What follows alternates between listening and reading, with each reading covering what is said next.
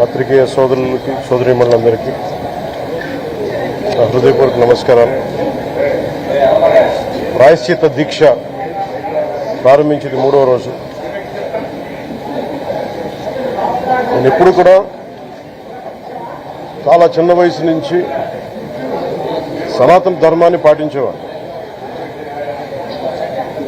మా ఇష్ట దైవం హనుమ ఆంజనేయ స్వామికి ఎప్పుడు రామభక్తులం. ఇప్పుడు భక్తి ఆధ్యాత్మికత ఇవన్నీ కూడా ఇంట్లో ఇది మా స్వవిషయం అని చెప్పి ఎప్పుడు దీన్ని లోపలే పెట్టుకుంటాం తప్ప, లేదంటే అవసరమైన సమయాల్లో పూజా సమయాల్లో పండగల సమయాల్లో చెప్పుకుంటాం తప్ప దీనిని ఈ రకంగా చెప్పుకునే పరిస్థితిని ఎప్పుడు మేము అలవాట్లేదు. సగటు హిందువులో ఉన్న విధానం ఇది. ఎందుకంటే ఈ దేశంలో ఉన్న సగటు హిందువుకి ఎప్పుడు భయం ఉండదు. సగటు హిందువుకి ఏ రోజు కూడా ఇంకొక మతం మీద కానీ ఇంకో వ్యక్తి మీద కానీ ద్వేషం ఉండదు. విజయనగర సామ్రాజ్యం నుంచి అరబిక్ వ్యాపారులు ఇక్కడ గుర్రాలని అమ్ముకోవడానికి వచ్చి విజయనగర మహారాజుల గొప్పతనం ఏంటంటే, సనాతన ధర్మాన్ని పాటించే వాళ్ళు గొప్పతనమైన వాళ్ళు వచ్చి అడిగింది ఏంటంటే, మాకు ప్రార్థించుకోవడానికి మాకు మస్జిద్ లేదు అంటే ఆయన కోట ప్రాంగణంలో మస్జిద్ కట్టించారు. సనాతన ధర్మాన్ని పాటించే వ్యక్తి తాలూకు విలక్షణం. అలాగే అనేక మంది సంస్థానాలు కానీ అందరూ కూడా పోర్చుగీస్ నుంచి వచ్చినా ఎవరు వచ్చినా క్రిస్టియానిటీని తీసుకొచ్చినా కానీ అందరికీ సమానంగా ఈ దేశం తీసుకుంది.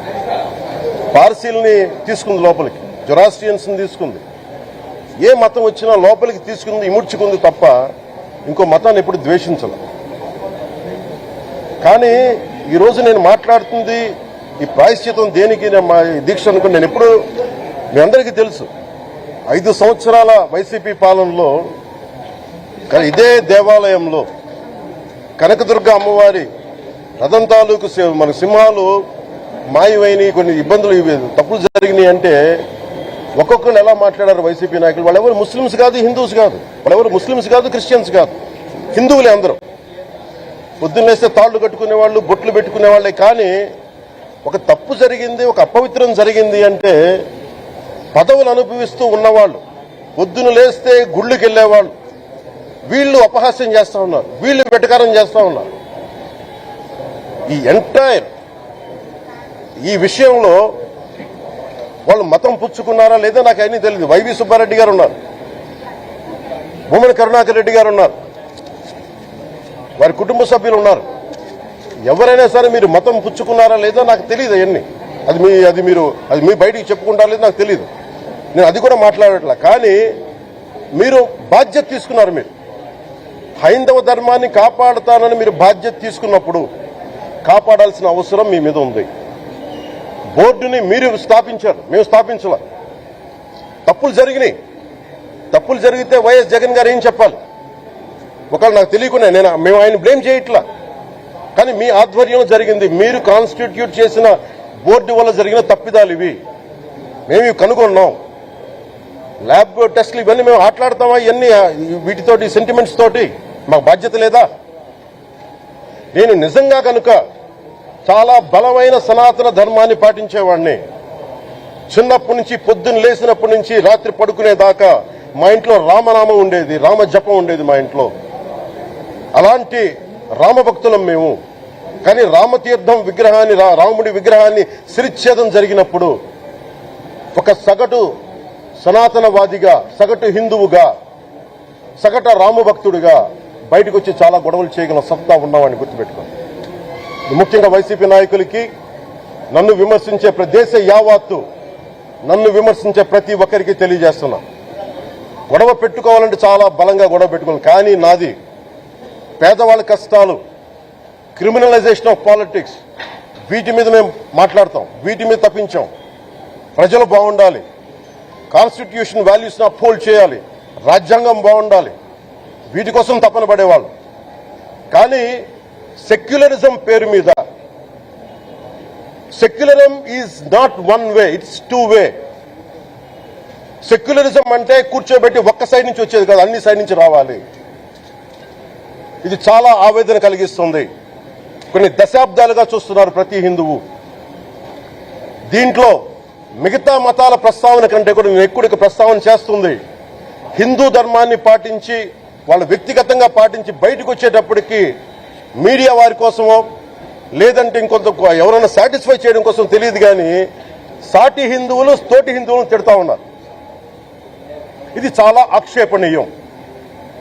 దీంట్లో నేను ముస్లింస్ నిందించట్లా, అది క్రిస్టియానిటీ నిందించట్లా, కానీ బాధ్యత తీసుకున్న హిందువుల్ని నేను నిందిస్తున్నాం. బాధ్యత మీది.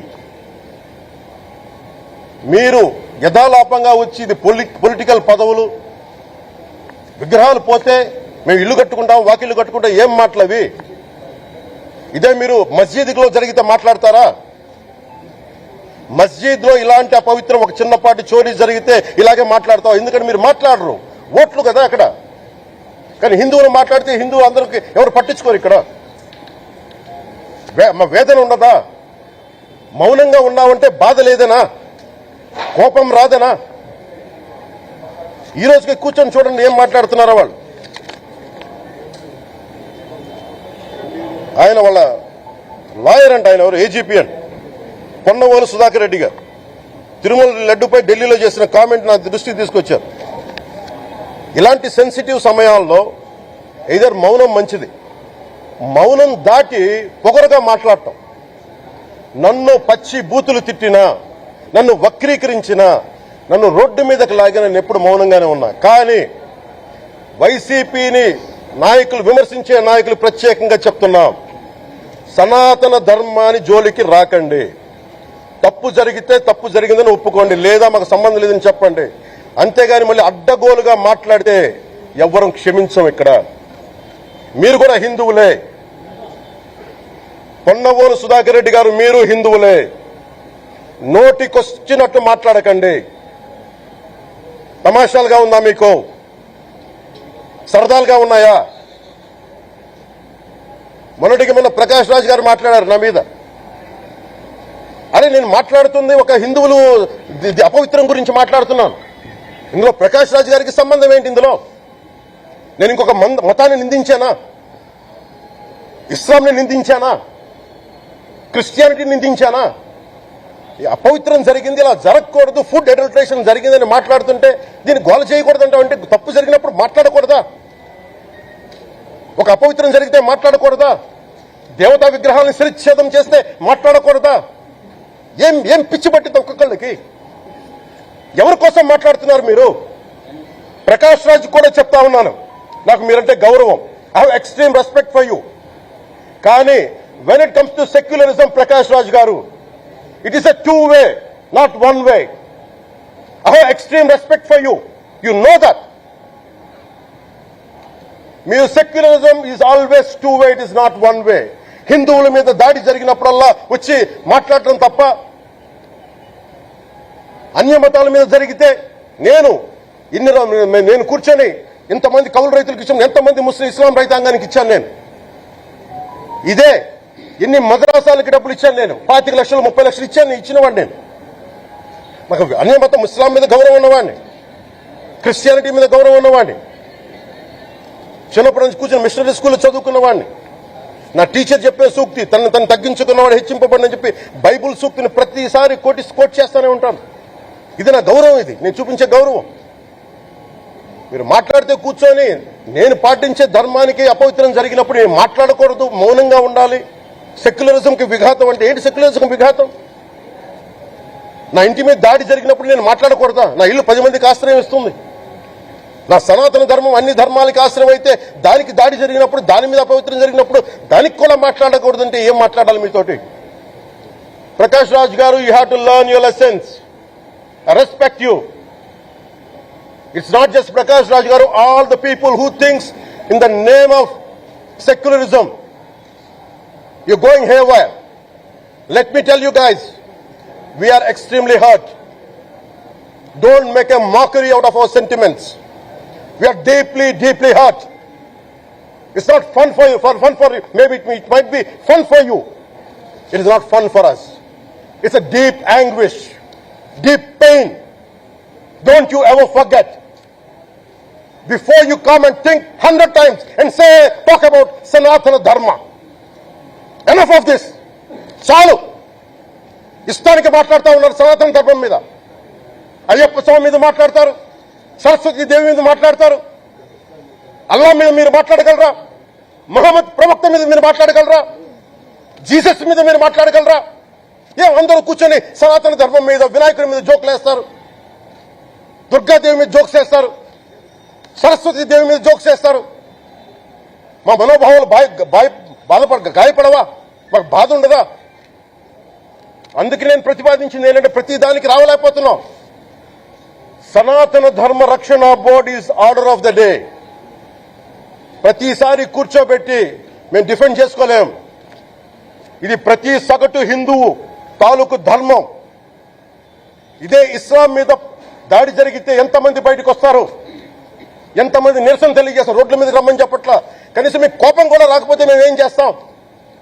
గుడికెళ్లే ప్రతి హిందువు బాధ్యత కాదా ఇది? నా ఒక్కరి బాధ్యతైనా, మా బాధ్యతైనా, మీది కాదా? ధర్మాన్ని పరిరక్షించడానికి మీ బాధ్యత కాదా? ఈయన పొన్నవోలు సుధాకర్ రెడ్డి గారు మాట్లాడేది, పంది కొవ్వు చాలా ఖరీదైంది, ఆ కొవ్వు లడ్డు నెయ్యితో ఎలా కలుపుతారు? నెయ్యి 300 రూపాయలుంటే పంది కొవ్వు 1200 రూపాయలు. బంగారంతో రాగి కలుపుతారా? ఇత్తడిలో పుత్తడి కలపరు. చెంబు తయారులో ఎవరైనా బంగారం కలుపుతారా? మదమెక్కిన మాటలు పొన్నవోలు సుధాకర్ రెడ్డి గారు. మదమెక్కి వస్తే ఇట్లాంటి మాటలే వస్తాయి. మీరు నా మీద కోర్టులో కేసులు వేసుకుంటారో, ఏమి చేసుకుంటారో చెప్తా. మీరు ఏజీపీలు కదా, మీ దగ్గర వేల కోట్ల డబ్బులు ఉన్నాయి కదా, వేసుకోండి కోర్టులో, చెప్పండి. సనాతన ధర్మానికి నోటికొచ్చినట్టు మాట్లాడితే మిమ్మల్ని అందరినీ రోడ్ల మీదకి లాగుతాం, గుర్తుపెట్టుకోండి. తప్పు జరిగింది, ప్రాయశ్చిత్తం చేసుకోండి, లేదంటే మౌనంగా మాట్లాడకుండా ఉండండి. మా మనోభావాలు ఇంకా రెచ్చగొట్టేలా మాట్లాడొద్దు. భూమన కరుణాకర్ రెడ్డి గారు మాట్లాడతాను నేను వెళ్ళి, హై డ్రామా, రాజకీయ మనసు ఉన్న వాళ్ళు అత్యంత దారుణంగా ప్రవర్తిస్తున్నారండి. లడ్డు కలుషితమైంది అంటున్నారు. కల్తీ నెయ్యితో తప్పు చేసి ఉంటే సర్వనాశనం అయిపోతాం, రక్తం కక్కుని చచ్చిపోతాం. మీ నాశనం మొదలైంది. రెండోది, అది భగవంతుడికి వదిలేస్తున్నాం. వైవి సుబ్బారెడ్డి గారు విచారణకి రావాలంటే రికార్డులు ఆయనకి ఇవ్వాలండి. మీరు ప్రభుత్వంలో రికార్డులు మాకు ఇచ్చారా? మాకు ఏం మాట్లాడుతున్నారు మీరు? మీరు కూడా విచారణకు సిద్ధంగా అండి. అసలు ఈవో ధర్మారెడ్డి గారు, ఆ మనిషి గాయబ్. ఈ రోజు దాకా లేడారు, ఈ రోజు దాకా మళ్ళీ కనిపించా. ధర్మారెడ్డి గారు, నేను మిమ్మల్ని చూశాను. ఆ రోజున నేను దర్శనానికి వచ్చినప్పుడు మీరందరూ ఎలా ప్రవర్తించారో నాకు తెలుసు, నేను చూశా. తిరుమలని ఇష్టారాజ్యంగా చేశారు, అది వ్యాపార కేంద్రంగా చేశారు, ఆధ్యాత్మిక కేంద్రం నుంచి పర్యాటక కేంద్రంగా చేశారు. అది ఇదే మీరు మక్కాకి వెళ్తే ఇలాగే ప్రవర్తిస్తారా? మీరు ఒకసారి మక్కాను చూసి నేర్చుకోండి. ఇస్లాంని పాటించే ప్రతి ముస్లిం ఎంత పవిత్రంగా పాటిస్తాడో చూడండి. అక్కడ అథారిటీస్ అడగండి. ఒక చిన్నపాటి మస్జిద్కి వెళ్తే ఎంత పవిత్రంగా చూసుకుంటారో చూడండి. ధర్మారెడ్డి గారు, మీరు హిందువులా? మీ ఇష్టానికి మీరు చేసేసుకుంటారా? మీ బిడ్డ చనిపోయాడు, చనిపోయిన కనీసం 11 రోజులు లోపలికి రాకూడదంటే ఈ లోపల వచ్చేస్తారా మీరు? మేము మర్చిపోయామనుకుంటున్నారా? ఆగమ శాస్త్రం చెప్పింది మీకు ఇదేనా? అంటే గవర్నమెంట్ ఉద్యోగులైతే ప్రభుత్వం నియమిస్తే మీ ఇష్టానికి చేసేసుకుంటారా? మాకు బాధలు ఉండవనుకుంటున్నారా? మీరు ఒక ఇస్లాంకి చేస్తే అపచారం జరిగితే మీరు ఏం చేస్తారు? బయట రోడ్ల మీదకి వచ్చి మీరు కూర్చోబెట్టి దాన్ని పొలిటికలైజ్ చేస్తారు. మీరు పొలిటికలైజ్ చేస్తారు. నేను నిజంగా చెప్తున్నా, జగన్మోహన్ గారికి కూడా చెప్తున్నా,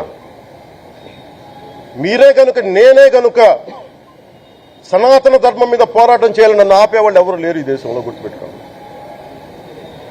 నేను కనుక సనాతన ధర్మం కోసం నేను పోరాటం చేస్తే చచ్చిపోవడానికి సిద్ధం నేను.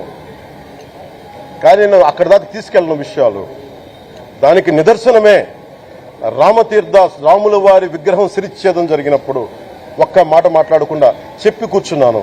ఆ తెలివితేట లేక మీ ప్రభుత్వాన్ని కిందకి తీసుకొచ్చి అధాపాతాలను తొక్కిన మేము మాకు శక్తి లేదనుకుంటున్నావా? ఉండవనుకుంటున్నావా? కానీ మేము సమాజాన్ని కలిపి ఉంచాలని వ్యక్తులం తప్ప విడగొట్టాలని వ్యక్తులం కాదు. మేము గుర్తుపెట్టుకోండి. అలాగే ఈ రోజు నుంచి ప్రజలందరికీ కూడా చెప్తున్నా, ఎవరు అన్ని మతాలను మేము గౌరవించేది ఈ నేల. ఒక జనసేన పార్టీ అని కాదు, తెలుగుదేశం పార్టీ అని కాదు. మీరు ఏ పార్టీలకు సంబంధించిన వైసీపీలో ఉన్న హిందువులందరూ ఏం చేస్తున్నారు? మీరందరూ పోటీ పడ్డారు కదా తిరుమలకి వెళ్ళటానికి. మీరు మర్చిపోయారు, అది ఇందులో ఈ పాపం మీకు కూడా వస్తుంది, ఈ పాపం మీకు కూడా తగులుద్ది. మీ మౌనం కూడా మొత్తం జాగ్రత్త, తరాలు నాశనం అయిపోతాయి. మీ మౌనం మంచిది కాదు. ఇది ఒక వెంకటేశ్వరుడికి జరిగింది కాదు. భగవంతుడికి నిరాకారుడు, ఆయనకి ఇవేం పట్టవు. మనం నమ్ముకొని ఆయనకి వెళ్తున్నది మనకి బాధ్యత. ఇది ఇంకా ప్రతి ఒక్కరు దీన్ని గుర్తుపెట్టుకోండి. చేతులెత్తి వేడుకుంటున్నాను, చేతులెత్తి వేడుకుంటున్నాను. సగటు హిందూ మీరు సినిమా టికెట్లకు వెళ్ళిపోతారు. అభిమానులందరూ మీరెవరు హిందువులు లేరా? సినిమా టికెట్ల కోసం చర్చించుకుంటారు. సినిమాని మీరు కూర్చోడానికి మీరు మొత్తం మాట్లాడతారు. అందరిని అడుగుతున్నా, అందరు మొత్తం భారతదేశపు యావత్తు ఉన్న సినిమా అభిమానులు అడుగుతున్నా, మీరందరూ హిందువులే కదా? అత్యధికులు హిందువులే కదా? మీకు బాధ్యత లేదా? మీకు మీ సినిమా హీరోలు, నేను కూడా హీరోనే, నన్ను మించి దేశాన్ని చూడమని, సనాతన ధర్మాన్ని చూడమంటున్నా. మీ కన్వీనియంట్ గా కూర్చోబెట్టి హీరోలను ఎత్తడం కాదు, నన్ను ఎత్తడం కాదు. ధర్మం విఘాతం కలిగినప్పుడు ధర్మానికి మీరు మాట్లాడటం మీ బాధ్యత. నా తరం మేము కష్టపడుతున్నాం, ముందుకు వచ్చాం. ఎవరి కోసం పడుతున్నాం ఈ కష్టాలు? మాకు సరదా కాదు. ప్రతి ఒక్కరి ఇష్టానికి వచ్చి మాట్లాడుతూ ఉంటే బాధ కలుగుద్ది. అయ్యప్ప స్వామి దీక్ష చేసే వాళ్ళ మీద ఎంత ఇష్టారాజ్యంగా మాట్లాడతారు. ఇదే మీరు ఎవరన్నా సరే ఇస్లాం మీద మీరు గొంతు ఎత్తగలరా? ఎందుకంటే రోడ్ల మీదకి వచ్చి కొడతారని మీకు భయం, అందుకు మీరు మాట్లాడరు. హిందువులు అంటే మెత్తని మనుషులు కదా, తోటి హిందువు కదా, మీరు ఏదైనా మాట్లాడచ్చు. మీకు నమ్మకాలు లేకపోతే మీరు ఇంట్లో కూర్చోండమ్మా. మీకు నమ్మకాలు లేకపోతే ఇంట్లో నుంచి బయటికి రాకండి, మమ్మల్ని ఏం అనకండి. మేము ఎలా పూజా విధానం ఎలా చేస్తాం, అలాగే ముఖ్యంగా ఫిల్మ్ ఇండస్ట్రీ కూడా నేను తెలియజేస్తా ఉన్నా. దీని మీద మీరు మాట్లాడితే మద్దతుగా మాట్లాడండి, లేదంటే మౌనంగా కూర్చోండి. అంతేగాని మీ మాధ్యమాల ద్వారా అపహాస్యం చేస్తే మటుకు ప్రజలు మిమ్మల్ని ఎవరు క్షమించరు. ఎందుకంటే చాలా డీప్ పెయిన్ ఇది. మీరు లడ్డూ మీద జోక్లు వేస్తున్నారు. నేను ఒక సినిమా ఫంక్షన్ కూడా చూశాను. Laddu is a sensitive issue అని. Don't you ever say that. Don't you ever dare to say that, please. I respect you as actors, but when it comes to Sanatana Dharma, please, you have to think 100 times before you saying a word. One comment. Thank you.